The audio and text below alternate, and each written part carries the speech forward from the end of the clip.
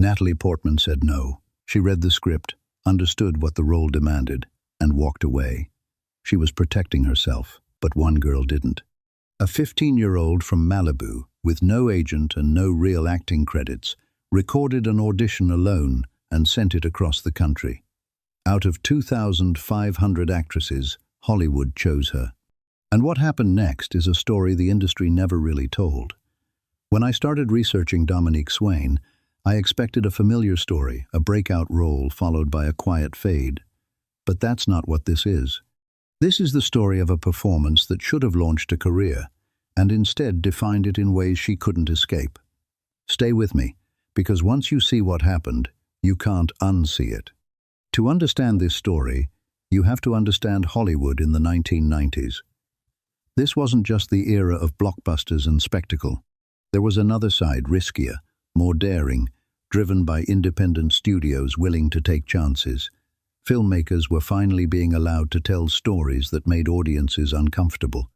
One of those filmmakers was Adrian Lyne, known for exploring morally complex themes. He set his sights on adapting one of the most controversial novels ever written, Lolita, by Vladimir Nabokov. Even Stanley Kubrick had approached it carefully. In 1962, Lyne didn't want to hold back. But to do that, he needed the right actress. And that's where everything changes. Dominique Swain was just 15 years old. No agent, no major experience. Her parents weren't even in the country at the time. But she had an instinct. She set up a camera at home and recorded her own audition. And here's the detail that changes everything. She didn't read from the script. She read directly from the original novel. Then she included a handwritten note to Adrian Lyne. She wrote that the character didn't truly have a voice in the story, but she believed she understood her and could give her one. Out of 2,500 auditions, he chose her.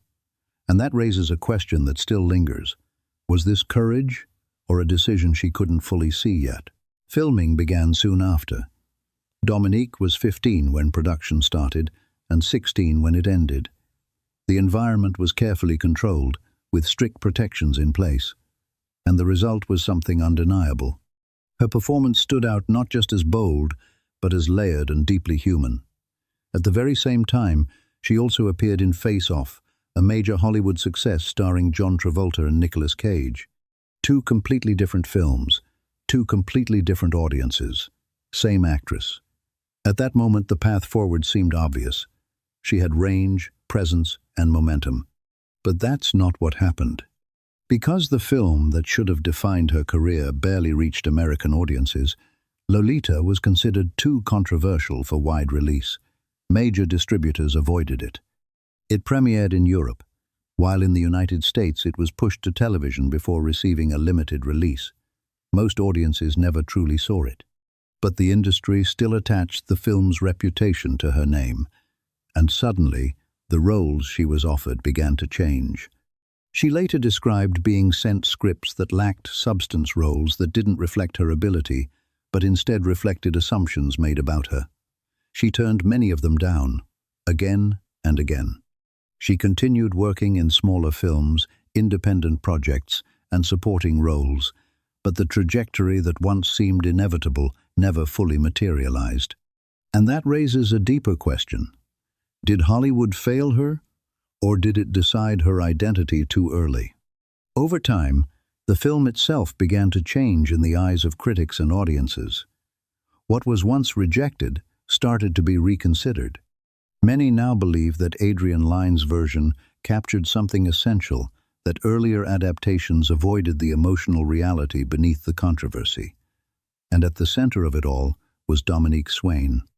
She gave the character something it never truly had before, a point of view, exactly what she promised before anyone knew her name. The film endured. But the recognition tied to that performance never fully caught up to her. There's one detail that continues to stand out. Before filming began, she read the novel 6 times, not to memorize lines, but to understand the person inside them. That's not luck, that's intention. Hollywood didn't miss her talent. It saw it, and then chose not to build on it. So what do you think? Did Dominique Swain make a brave choice? Or was she placed into something no one her age could fully understand? Share your thoughts in the comments. I read every one. And if you want more stories like this, the ones behind the spotlight and the ones Hollywood never finished telling, make sure to subscribe. There are more coming.